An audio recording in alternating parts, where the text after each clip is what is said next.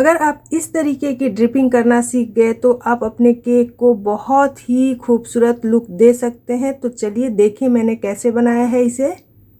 Hello friends, मैं हूं Shweta, welcome to my channel. दोस्तों 6 इंच के केक टिन को ले लिया है मैंने और उसमें रिफाइंड ऑयल लगाने के बाद मैंने पार्चमेंट पेपर लगा दिया है। यहाँ पे मैं 180 ग्राम के करीब प्रीमिक्स ले रही हूँ। मुझे हाफ केजी केक बनाना है, इसलिए मैं इतना ही प्रीमिक्स यूज करूँगी। कप से पूरा भर के 1 कप के बराबर ये होता है और मैं यहाँ पे उसका जस्ट हाफ पानी ले रही हूँ।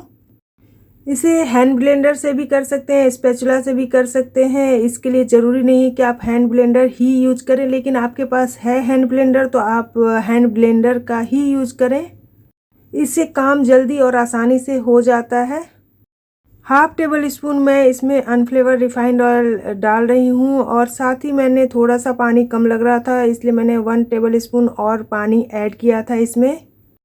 रेडीमेड प्रीमिक्स के लिए 160 डिग्री OTG को प्रीहीट करना चाहिए और 160 डिग्री पे ही इसे बेक करना चाहिए। अगर आप मैदे का या होममेड प्रीमिक्स यूज़ कर रहे हैं तो 180 डिग्री पे यूज़ करना चाहिए। यहाँ पे मैं होममेड नहीं यूज़ कर रही हूँ, इसलिए मैंने OTG को 160 डिग्री पे प्रीहीट कर लिया है और 160 डिग्री पे मैं इसे 40 मिनट के लिए बेक करूँगी।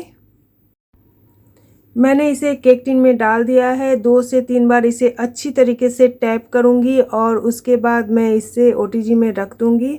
तब तक मैं व्हिपिंग क्रीम को व्हिप्ड कर ले रही हूँ। मैंने यहाँ पे 1 कप व्हिपिंग क्रीम ली है। जिस कप से मैंने प्रीमिक्स लिया था उसी कप से मैंने 1 कप यहाँ पे व्हिपिंग क्रीम ले लिया है और ये लगभग 200 ml के बराबर ही है।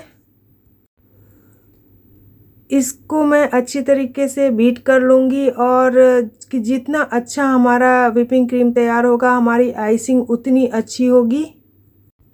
अगर आप होममेड प्रीमिक्स से बनाना चाहते हैं ये केक तो होममेड प्रीमिक्स की रेसिपी मेरे चैनल पे है। और अगर आप सही तरीके से व्हिपिंग क्रीम को व्हिप नहीं कर पाते, सारे सवालों के जवाब आपको मेरे इस चैनल पे मिल जाएगा, आप वहाँ पे देख सकते हैं।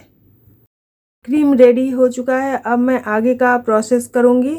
मैं पहले ऊपरी लेयर हल्का सा पतला सा निकाल लूँगी और ज़्यादा मुझे बर्बाद नहीं करना, इसलिए मैं इसे हल्का सा निकाल कर अलग रख लूँगी।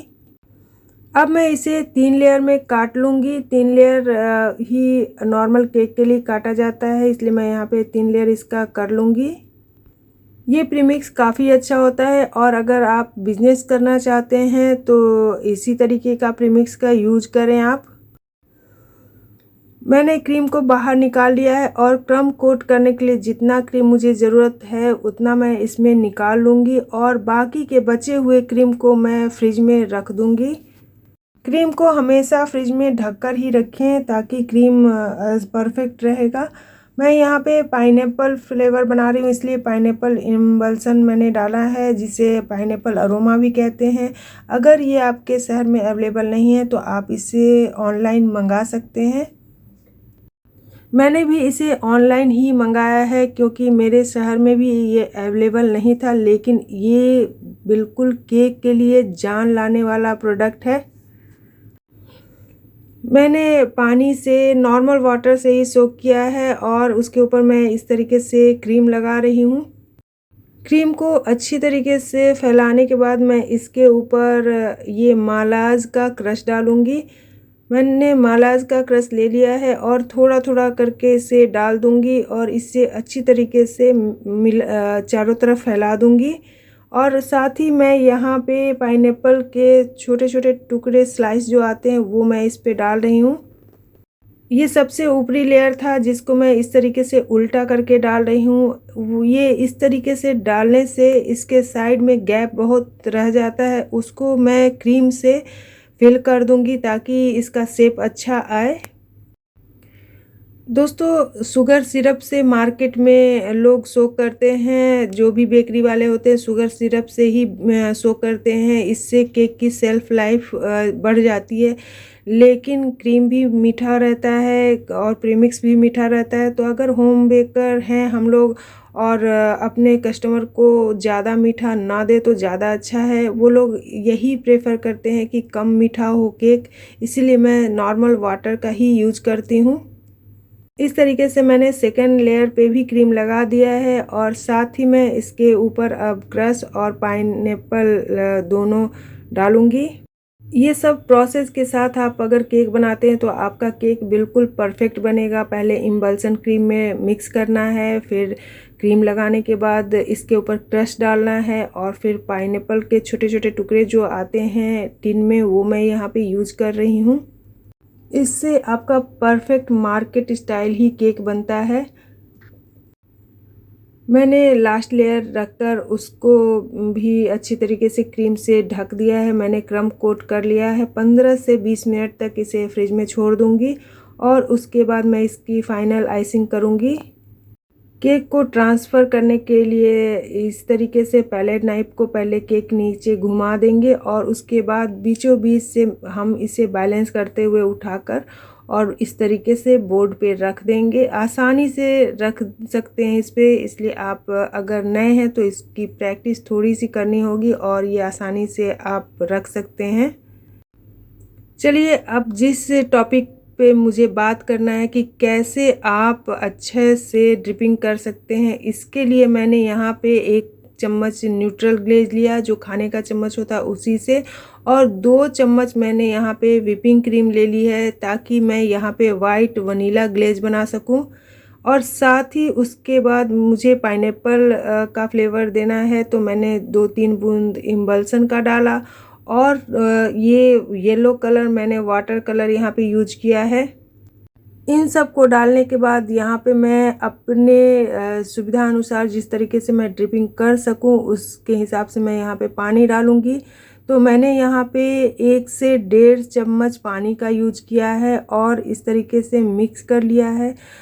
हमें इतना ही पानी डालना है जब हमारा इस तरीके का ड्रिपिंग के लिए हो जाए तो हमें इसको छोड़ देना है। इसमें अब पानी नहीं डालूंगी।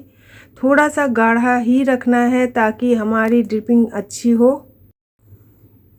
मैंने यहाँ बोर्ड के नीचे एक नैपकिन पेपर हल्का सा गीला करके रखा ताकि हमारा बोर्ड स्लिप ना करे और केक नीचे ना गिर पाए इस के कारण। दोस्तों ड्रिपिंग जब हम करते हैं तो इस तरीके का जैसे मैंने शुरू में दिखाया उस तरीके का ड्रिपिंग होता है तो काफ़ी खूबसूरत लगता है। और अगर ड्रिपिंग पूरी तरीके से नीचे गिर जाता है तो वो उतना खूबसूरत नहीं लगता है। इसलिए इस ड्रिपिंग को इसी तरीके से बनाकर एक बार ट्राई करें, काफ़ी अच्छी ड्रिपिंग होगी। आप इस ड्रिपिंग को किसी भी फ्लेवर और किसी भी कलर में बना सकते हैं क्योंकि ये बहुत ही आसान ट्रिक है कि आपके पास वाइट वनीला ग्लेज खरीदने की ज़रूरत नहीं है और आप कोई भी कलर में और कोई भी फ्लेवर में इसे बना सकते हैं। बस आपके पास कलर और इम्बल्सन होना चाहिए। इम्बल्सन होने से आप किसी भी फ्लेवर में इसको बनाकर और केक को एक अच्छा लुक दे सकते हैं। दोस्तों बहुत सारी चीज़ें होती है। अगर आप सच में केक सीखना चाहते हैं कि कैसे केक बनता है, कैसे आइसिंग होती, कैसे उसमें हम लोग वर्क करते हैं, तो आपको हमारे बताने से जो समझ में आता है वो तो सही है, लेकिन आपको केक जैसे बन रहा है उस पर भी ध्यान देना होगा कि मैं किस तरीके से पैलेट नाइफ को पकड़ा है, मैं किस तरीके से काटती हूँ, किस तरीके से हर चीज़ को यूज करती हूँ। अगर आप उस चीज़ पे ध्यान देने लगेंगे तो आप खुद ब खुद अपने आप केक बनाना सीख जाएंगे। अब मैं इस ट्रायंगल स्क्रैपर से इस तरीके से निशान बनाऊंगी, इस पे डिज़ाइन बन जाएगा। और इस ट्रायंगल स्क्रैपर से डिज़ाइन बनाना बहुत ही आसान है। मुझे कोई भी ट्रायंगल स्क्रैपर इतना अच्छा नहीं लगता जितना अच्छा ये लगता है। ये नूर का ट्रायंगल स्क्रैपर है और मात्र 15 रुपये में मिलता है। आप भी इसे खरीद सकते हैं। इस तरीके से मैंने इसकी आइसिंग कर ली है और अब मैं इस पे ड्रिपिंग कर रही हूँ। जितना गाढ़ा मैंने ड्रिपिंग का बनाया था उसके कारण ये देखिए बहुत ज़्यादा नीचे नहीं जा रहा है और ये मोटा मोटा थोड़ा ड्रिपिंग हो रहा है। अगर पतला करती तो ये नीचे तक बिल्कुल चला जाता और उतना खूबसूरत नहीं लगता। आप ही बताइए ये ड्रिपिंग सही है या नहीं। सबसे पहले न्यूट्रल ग्लेज को लेकर व्हिपिंग क्रीम को डालने के बाद मिक्स कर लेंगे अच्छी तरीके से। और उसके बाद इम्बल्सन है तो इम्बल्सन डालिए, नहीं तो आप कलर डाल लीजिए।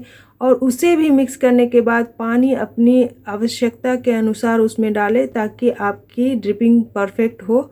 अगर बाय चांस आपकी ड्रिपिंग पतली हो जाती है तो थोड़ा सा न्यूट्रल ग्लेज और डाल लें, और तो आपका फ्लेवर ग्लेज जो बनकर तैयार होगा वो काफ़ी अच्छा हो जाएगा और आप अच्छी ड्रिपिंग कर पाएंगे।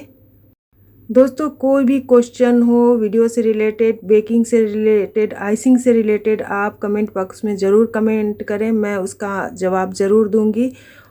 मैंने इस तरीके से रोजेट बना लिए हैं और मैंने यहाँ पे नूर का N1 नोज़ल यूज किया है। बचे हुए फ्लेवर ग्लेज को मैं बीच में डाल दूंगी और इस तरीके से फैला दूंगी। और आप देख सकते हैं केक हमारा बनकर तैयार है। अब बस थोड़ी सी इसमें गार्निशिंग बाकी है तो मैं उसे भी अब कर दूंगी। आपके पास N1 नोज़ल और नूर का 46 नंबर नोज़ल होना ही चाहिए। ये बहुत जगह पे काम आता है, इससे बहुत सारा डिजाइन बन जाता है। यहाँ पे मैं चेरी डाल रही हूँ और चेरी को बिल्कुल ऐसे ही नहीं डालना है। चेरी को हल्का सा ग्लेज में उलट पलट कर लेना है। थोड़ा सा ग्लेज उसके ऊपर लग जाएगा तो चेरी सुबह से शाम तक भी जैसे थी वैसे ही रहेगी, वो मतलब ख़राब नहीं होगी। इसलिए आप कभी भी चेरी या कोई भी फ्रूट का यूज़ करें केक के ऊपर तो उस पर ग्लेज लगा कर ही यूज़ करें।